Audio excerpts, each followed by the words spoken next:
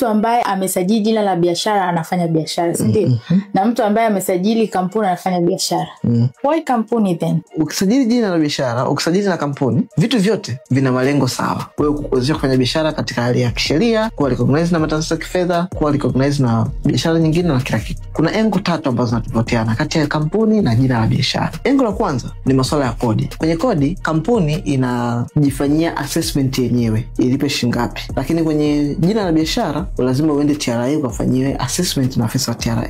Kwenye upande wa kampuni, ukishajifanyia assessment, unalipa mara moja kwa mwaka. Lakini kwenye upande wa biashara, lazima ulipe mara 4 kwa mwaka. Kwa advantage hii ni kwamba kampuni inakupa nafasi kidogo ufanye kazi at least mwaka mzima. Mwishoni mwa mwaka ndio utakuja kufanya kitu kinaitwa annual return. Lakini kwenye biashara wanataka kuangalia progress yako kila baada ya miezi mitatu. Sasa progress ya kila baada ya miezi mitatu ni nzuri wala sio mbaya, lakini kwa nature ya ujasiriamali una mabonde na mainuko. Sometimes unaweza kupitia kipindi kigumu ndani ya miezi 6 au 4. Kwa hiyo ukisema unifuatilie kila baada ya miezi mitatu nilipe kwa sababu nimejikadiria, inakuwa ni ngumu. Sometimes mtu anakuwa hana hela baada ya miezi mitatu. Lakini kampuni inakupa nafasi ya mwaka mzima. Kwa hiyo inaweza ikapita miezi mitatu hasara, miezi 4 umetembelea faida, afu kwa ujumla sasa ukija ku finalize kwa mwaka unakuta nimetengeneza pesa. Kwa nini usajili kampuni na sio biashara? Kama unataka kuwa mkubwa kwa haraka na kupata faida hizi, moja, kwenye kodi lazima usajili kampuni ili kupata at least mwaka mzima ndio uje ufanye makadirio. Jambo la pili ni masuala ya liability. Namna gani watu wanakuwa wanachukuliwa hatua, namna gani watu wanakuwa liable. Ukiwa na jina la biashara, wewe unakuwa liable moja kwa moja. Ikicollapse au ukishindwa kufanya chochote kwenye biashara yako, wewe ndio unachukuliwa hatua moja kwa moja. Lakini ukiwa na kampuni, ukifanya mambo yote yatakayotokea kwenye kampuni itachukuliwa hatua kampuni. So hiyo inaifanya kampuni kupata more advantages. Alafu cha tatu, namna gani ya usalama zaidi. Kwenye biashara, kwa kuwa utakuwa peke yako, utakuwa huru kufanya biashara mwenyewe unavyotaka, ufunge, uamke, upasue kioo cha TV, ufanye chochote kwenye biashara yako mwenyewe. Lakini kwenye kampuni ni salama zaidi. Ukiwa na kampuni kwenye biashara ambayo mko kuanzia watu wawili na kuendelea, tunashauri usajili kampuni direct kwa sababu inakuwa inaweka principles na binding za nini kifanyike na nini kisifanyike kwenye biashara yenu. Na mtapata shingapi, magawio ni shingapi, kuna kitu kinaitwa memorandum and articles of association. Pale mnaandika kila kitu mchanganuo. Kwa hiyo hakuna mtu anaweza kugeuka mwenzake kwenye kampuni kwa sababu kila kitu kiko written kabla ya usajili wa kampuni. Lakini kwenye biashara hamna kitu ambacho kiko written. Mtasema mtaingia mikataba itakuwa specific. Kwa labda ni magao ya pesa, lakini vitu vingine kwa ujumla kila mtu anakuwa yuko free. So kampuni inakuwa ni sehemu salama zaidi. Kwa mfano kwa kampuni ambayo unajua sasa mimi natamani kufikia malengo makubwa, nataka kufikia mambo makubwa, nataka kukutana na makampuni tofauti na watu wengi tofauti. So kampuni inakuwa jina la biashara kwenye engo hizi 3, lakini faida nyingine zote zitakuwa ziko sawa. Make sure una comment neno usajili ama una tutafuta kupitia namba inaonekana hapa kupata usajili wa kampuni yako.